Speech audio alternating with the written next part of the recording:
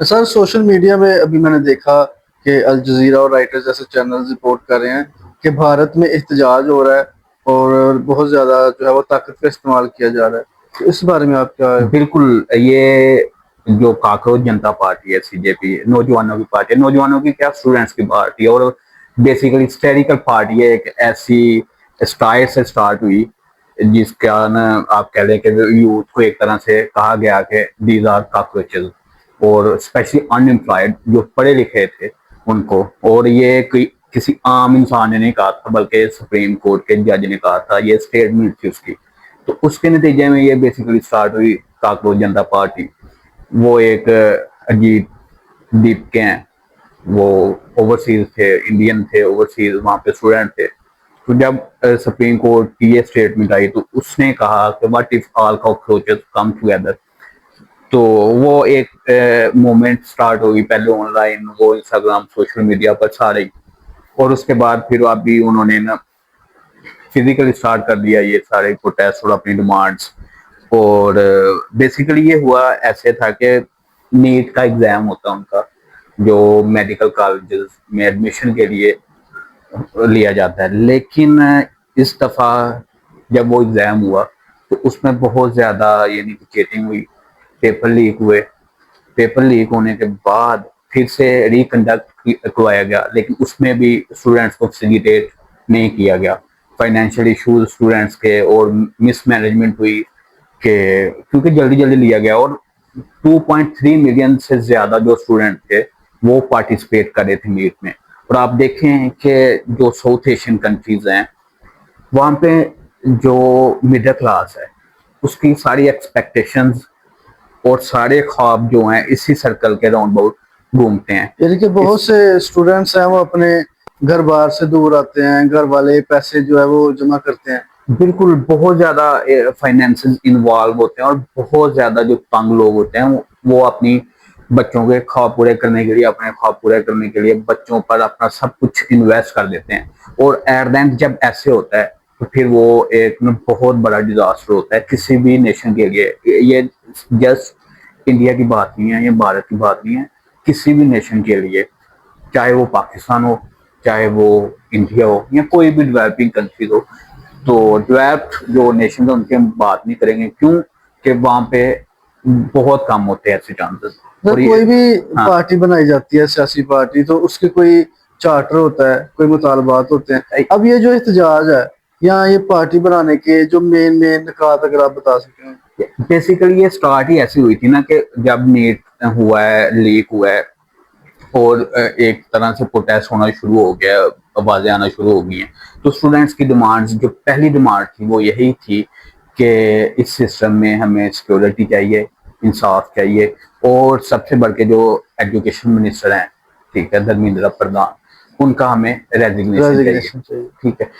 तो आगे से बेहिसी गवर्नमेंट की ये देखें कि बजाय अपने स्टूडेंट्स को, अपने जो यूथ पावर है, ठीक है, 60% के अराउंड इंडिया की जो एक यूथ है, और उनमें जो पढ़े लिखे हैं यार, 2.3 जो मिलियन एक छोटा नंबर नहीं है, बहुत बड़ा नंबर है। जी जी। और वो ये हैं जो सिर्फ मेडिकल से मुंसलिक हैं, जो मेडिकल की स्टडी करना चाहते हैं उसके लिए।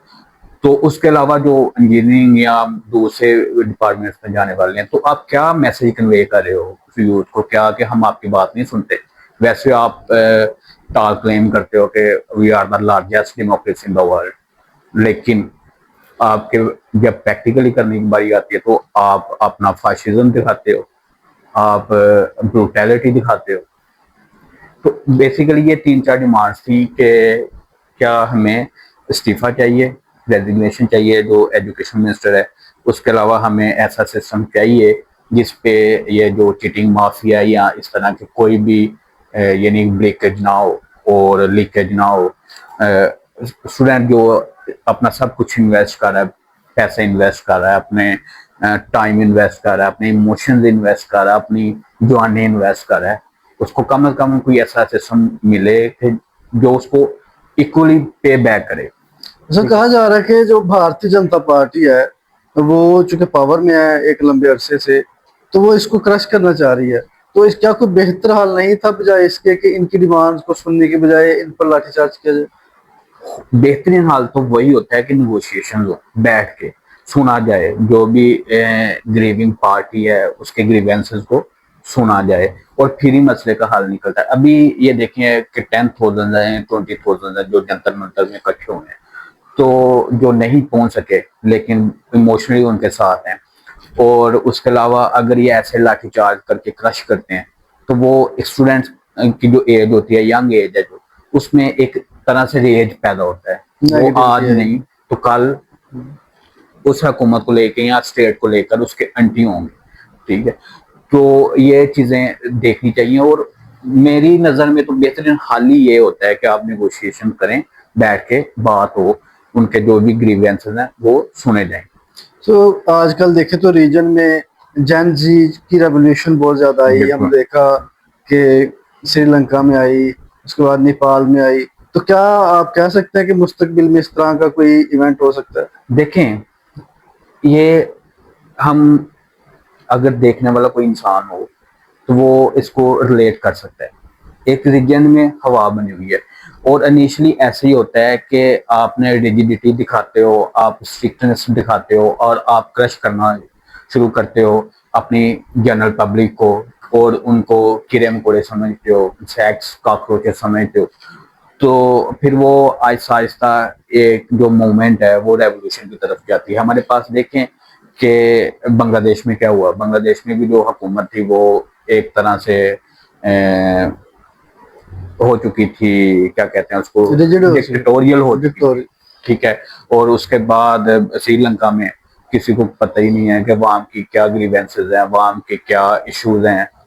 तो फिर अल्टीमेटली कंसिक्वेंसेस होते हैं, ये लॉ ऑफ नेचर है। और एक और बात बताऊंगा आपको मैं, कि जब भी कोई भी हुकूमत ना लंबे अरसे तक रहती है, हुकूमत में रहती है, हुकूमत करती है, तो ये नेचुरल है कि उसके अंदर जो एक एरोगेंस है वो पैदा हो जाती है, और जो एक डिक्टेटर नॉर्म्स हैं वो पैदा हो जाती हैं, और वो खुद को ना स्याह सफेद का मालिक समझना शुरू हो जाते हैं। और इसी तरह अगर हम इंडिया की पर्सपेक्टिव में देखें तो इधर भी मुझे यही होता नजर आ रहा, लेकिन ये जो एक समझ रहे हैं कॉकरोचेस, और लिमिटेड जो स्टूडेंट समझ रहे हैं, और एक छोटा सा ग्रुप समझ रहे हैं, ये इनको बहुत तगड़ा और बहुत यानी कि भारी पड़ने वाला है इन कमिंग डेज।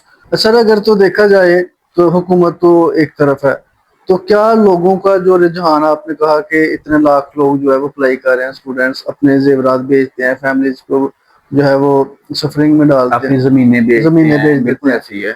तो क्या ये एक किस्म का नैरोस्केप है, या एक किस्म का कह लें कि ये भी पैसा बनाने की फैक्ट्री है लोगों के लिए, कि लोग स्टूडेंट्स की इमोशंस को यूज करना, और बाद में जो कुछ अमीर लोग हैं वो चीटिंग कर लेते हैं?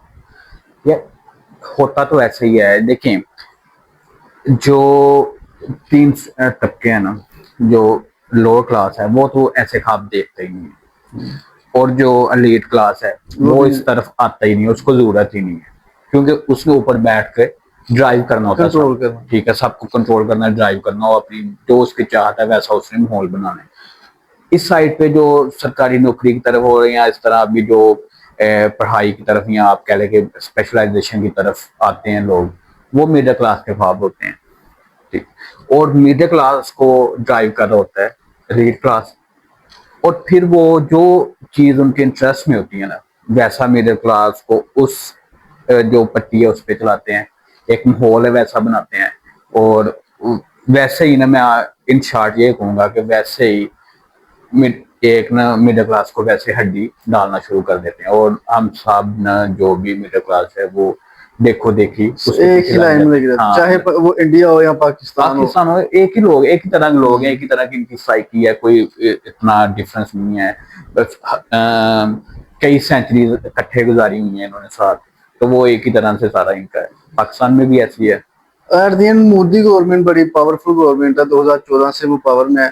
तो क्या आपको लगता है कि ये इम्पैक्ट डाल सकती है ये पार्टी, जिसे शायद वो बहुत एक छोटी सी पार्टी समझ रहे हैं? पता है, एक कहावत है ना कि हाथी को चीरी भी मार सकती है।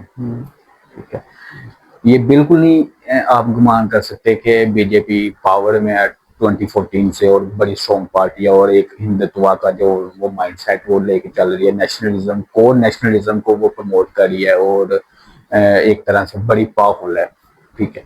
लेकिन ऑन दी अदर साइड आप ये भी देखें कि कुछ हैं ऐसी पावर्स जो एग्जिस्ट कर रही हैं और किसी भी नेशन की जो सबसे बड़ी रेजिस्टेंस पावर होती है, चाहे वो एक्सटर्नल एनिमीज हों या इंटरनल जो उनकी आपस में स्ट्राइफ वगैरह चल रही हों, स्किमिशेस वगैरह चल रही हों, वो होती है यूथ, ठीक है। उसको कैसे आप चलाते हो, और अगर आप यूथ अपने अगेंस्ट कर लेते हो तो फिर आप जितनी मर्जी पावर में हो, जो मर्जी हो, वो एट द एंड क्या होता है, वो आपको जरूर क्रश करती है, वो आपको जरूर एक साइड पे लगा देती है, आपको जाना पड़ता है। सर बहुत शुक्रिया, और नेक्स्ट कोई भी जो बर्निंग इशू होगा उस पर हम जो है वो डिस्कस करेंगे, और आपकी कीमती राय हमारे लिए बड़ी जरूरी है। It's honour to be here bro. और हमारे व्यूअर्स के लिए आपको मैसेज देना चाहिए? चैनल को सब्सक्राइब कर लें। असद साहब बहुत अच्छे क्वेश्चन पूछते हैं, और अगर आप चाहते हैं कि असद साहब की शीरीज जुबान से आप क्वेश्चन सुनना चाहते हैं और जो भी नेशनल इंटरनेशनली जितने भी अफेयर्स हैं उन पर बातचीत करना चाहते हैं, और उससे ज्यादा जैसे असद साहब प्रोफेसर भी हैं, लेक्चरर भी हैं, तो बच्चों से रिलेटेड और ह्यूमन डेवलपमेंट से रिलेटेड और जितने भी साइकोलॉजी के रिलेटेड जितने भी आप चाहते हैं कि क्वेश्चन पूछें वो, और आप सुनना चाहते हैं, तो चैनल को जरूर सब्सक्राइब कर लें। बहुत शुक्रिया सर, थैंक यू।